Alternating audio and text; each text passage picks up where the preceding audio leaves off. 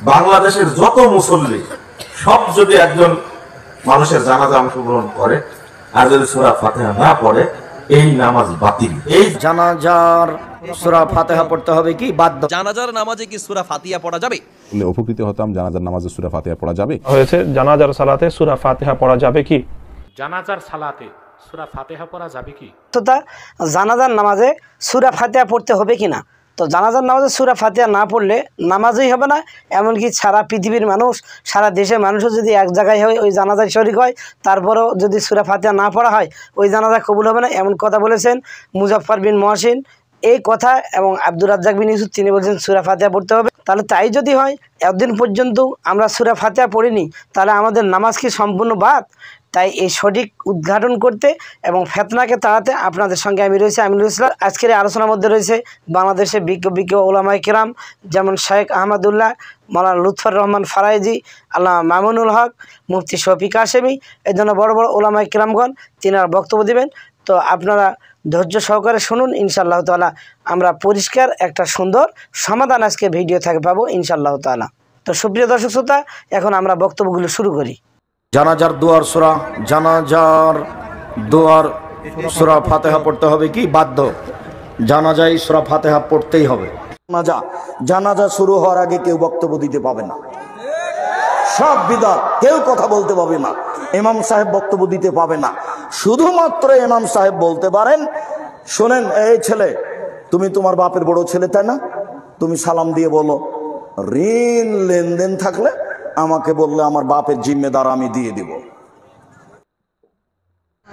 অথচ সূরা ফাতিহা না পড়লে পৃথিবীর সব মুসলমান যদি জানাজা অংশগ্রহণ করে, পৃথিবীর না হোক বাংলাদেশের যত মুসল্লি সব যদি একজন মানুষের জানাজা অংশগ্রহণ করে আর যদি সূরা ফাতিহা না পড়ে এই নামাজ বাতিল। এই জানাজায় যাওয়া আর না যাওয়া একই সমান।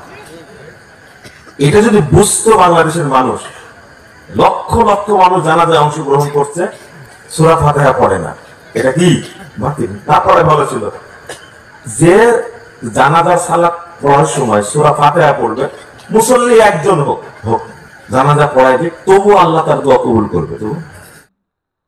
জানাজায় হানাফি সমাজে সানা পড়ে প্রথম তাকবীরের পরে, কিন্তু সূরা ফাতিহা পড়ে না। অথচ সানা পড়ার কোনো দলিল নাই, পক্ষান্তরে সূরা ফাতিহা পড়ার দলিল রয়েছে হাদিসে। সুতরাং সুন্নত অনুযায়ী পড়বেন। আর কিছু আহলে হাদিস লোকেরাকে দেখা যায় কোনো কোনো এলাকায় মাসলাটি সঠিকভাবে না জানার কারণে তারা জোরে তেলাওয়াত করে সূরা ফাতিহা। আর অনেকে দেখি যুক্তি পেশ করতে যে মুক্তাদিরা শুনবে না, মুক্তাদিরা যদি না জানে তাদেরকে শিখিয়ে দেন, বলে দেন 2 মিনিটের মধ্যে। কারণ অজ্ঞ সমাজ অধিকাংশ জানে না যে কোন তাকবীরের পরে কি করতে হয়। বলেন প্রথম তাকবীরের পরে সূরা ফাতিহা, দ্বিতীয় তাকবীরের পরে দুরূদ ইব্রাহিমী, তৃতীয় তাকবীরের পরে জানাজার দোয়া। আর অধিকাংশ লোকেরই জানাজার দোয়া মুখস্থ নেই। আর তারপরে চতুর্থ তাকবীরের পরে সালাম একদিকে জানাজায় ফিরলেও চলবে, যেমন ইমাম আহমদ বিন হাম্বলের মাযহাব, সৌদি আরবে তার উপরে আমল রয়েছে। আর 2 দিকে করলেও চলবে, যেমন আলবানী রাহিমাহুল্লাহ তাই বলেছেন 2 দিকে। এখানে একটা প্রশ্ন আসছে, আর একটা, জানাজার নামাজে সূরা ফাতিহা পড়া। শুনেন, জানাজার নামাজে সূরা ফাতিহা না পড়লে নামাজ হবে না, এই ধরনের কথা যারা বলে তাদেরকে বলবেন যে একটা এরকম সহিহ হাদিস দেখাও যেখানে আল্লাহর নবী বলেছেন জানাজার নামাজের মধ্যে সূরা ফাতিহা না পড়লে নামাজ হবে না। এরকম কোনো সহিহ হাদিস তো নাই। নামাজের মধ্যে, ফরজ নামাজের মধ্যে সূরা ফাতিহা না পড়লে নামাজ হবে না। মুক্তাদি সূরা ফাতিহা যদি মানে নামাজের মধ্যে, এমনি নামাজের মধ্যেও ইমামের পিছনে না পড়ে নামাজ হবে না। ওনারা যে ফতোয়া দেন এই সংক্রান্ত কোনো সহিহ হাদিস নাই। এইটা মানুষকে বিভ্রান্ত করছেন ওনারা।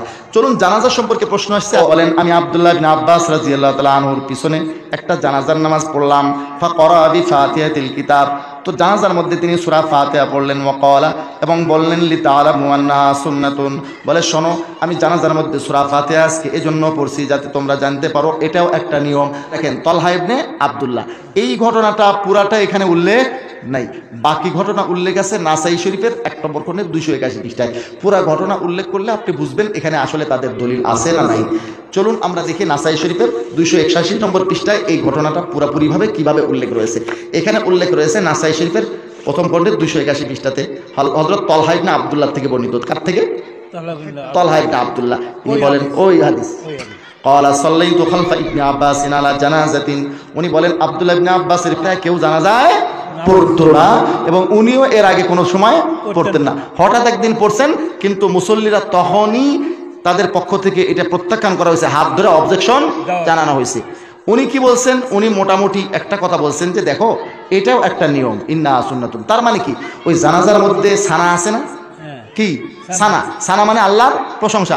সূরা ফাতিহাতেও আল্লাহর প্রশংসা আছে, সূরা ইখলাসেও আল্লাহর প্রশংসা আছে। তো সানা না পড়ে সানার জায়গায় কেউ যদি ফাতিহা বা ইখলাস পরে পড়তে পারে, সানা হিসেবে, কেরাত হিসেবে না, জানাজায় কোনো কেরাত নাই, জানাজায় কোনো কেরাত নাই।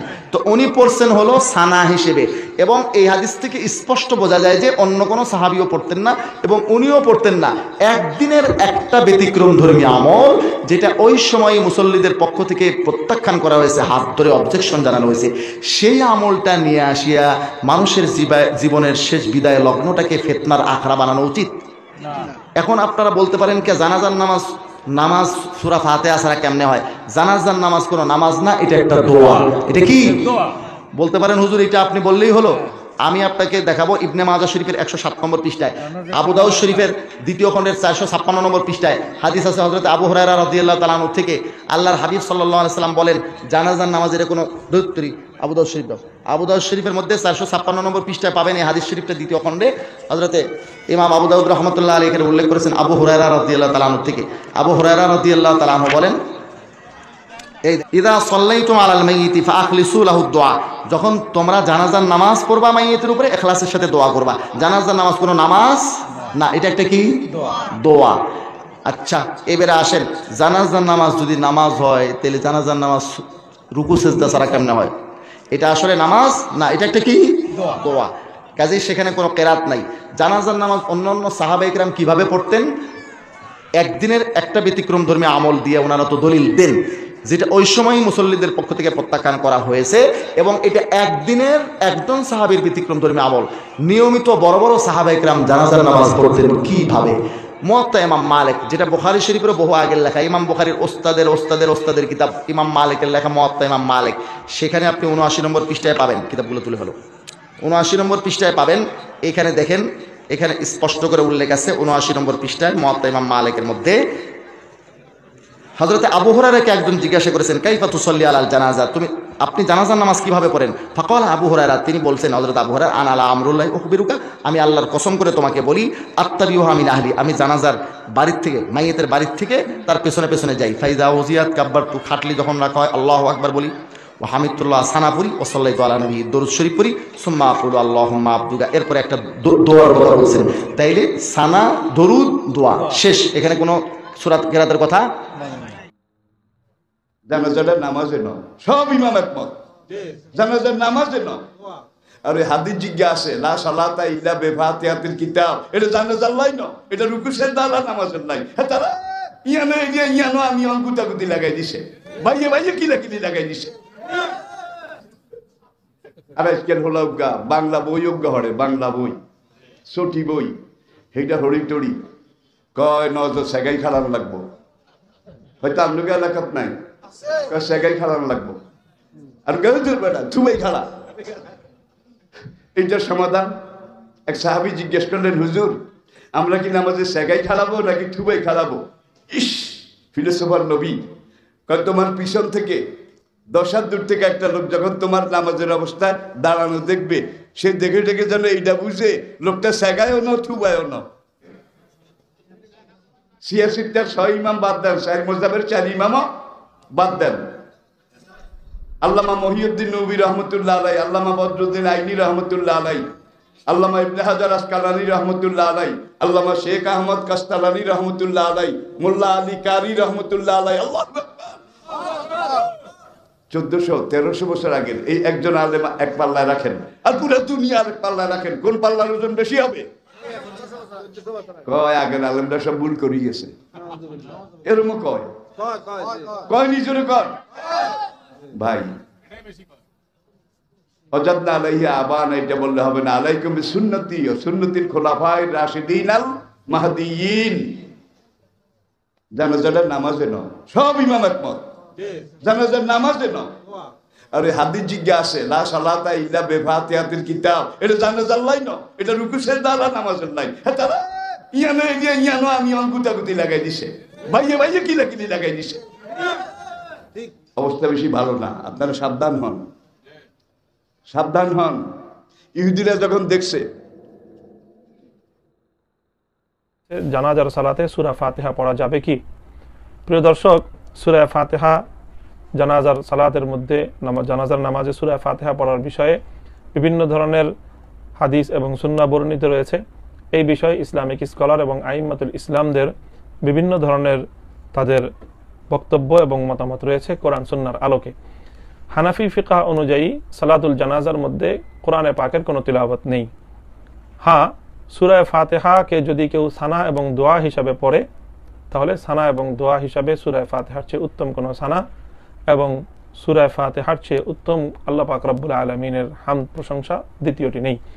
কাজেই সেই নিয়তে আল্লাহ পাক রব্বুল আলামিনের হামদ ও সানার নিয়তে কেউ সূরা ফাতিহা পড়তে পারে। এটি ফিকহে হানাফিতেও কোনো সমস্যার কিছু নেই। জানাজার সালাতে সূরা ফাতিহা পড়া যাবে কি? দেখুন, সূরা ফাতিহা পড়ার ব্যাপারে কিছু তাবিন আসরুস সাহাবা পাওয়া যায়, কিন্তু ওই একটাও রাজেহ না, মারজুহ কৌল, এবং অবশ্যই সুন্নত না। অতএব নামাজে ইবাদতে এমন কোনো কাজই করা যাবে না যেটা সুন্নত নয়। উপকৃত হতাম। জানাজার নামাজে সূরা ফাতিহা পড়া যাবে? জানাজার নামাজে সূরা ফাতিহা পড়া নিয়ে ওলামাদের মধ্যে পার্থক্য আছে। আমাদের উলামা ইকরাম পড়ার কথা বলেন, হাইমাজ উলামা ইকরাম পড়ার কথা বলেন, আর সৌদি আরবের স্কলারগঞ্জ না পড়ার কথা বলেন। তার দলিল নবী ইসলাম জানাজা তাড়াতাড়ি করতে বলেছেন, অতএব সেখানে এই জন্য রুকু সিজদা রাখা হয় নাই, এখানে অনেক কিছু রাখা হয়নি, অতএব এখানে সূরা ফাতিহা পড়বেন না, শুধুমাত্র আপনি সানা পড়বেন। আফওয়ান, আমাদের উলামা ইকরাম এই মতই বলেন।